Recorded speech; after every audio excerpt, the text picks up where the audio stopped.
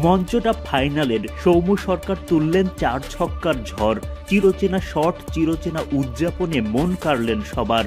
মারকুটে টি-20 মেজাজে রংপুরের হয়ে বিশ্বমঞ্চের দাপট দেখালেন ব্যাট হাতে। সরকারের সামনে পাত্তাই পেলেন না ভিক্টোরিয়ার কোনো বোলার।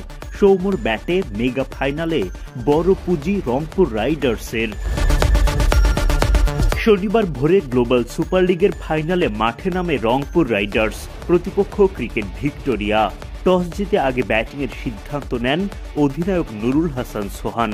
বিসিবির অনুমতি পেয়ে পূর্ণ শক্তির দল নিয়ে মাঠে নামতে পারে বাংলাদেশি ফ্র্যাঞ্চাইজিটি। ইনিংসের শুরু থেকে সৌম্যদের চাপে রাখার চেষ্টা ভিক্টোরিয়ার বোলারদের। সময়ের সঙ্গে সঙ্গে সেই চাপ কাটানোর চেষ্টা রংপুরের ওপেনারদের।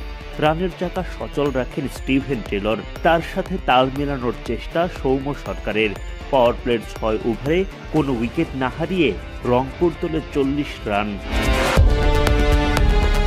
উইকেটে সেট হওয়ার পর রান তোলার গতি বাড়ান সৌম্য।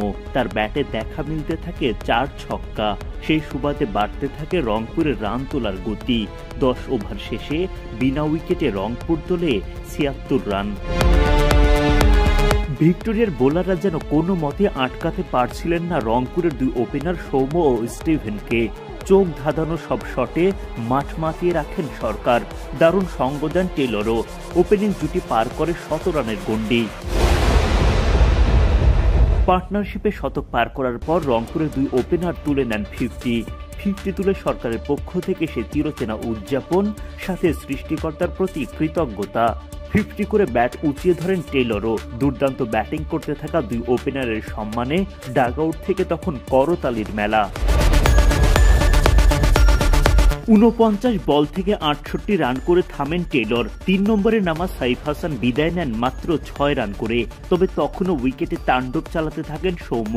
ছক্কা হাঁকিয়ে মাত্র 16 ওভারের মধ্যেই দলীয় 150 পার করেন সরকার। ফাইনালে দলকে নিয়ে যেতে থাকেন পাহাড় সম পুঁজির দিকে।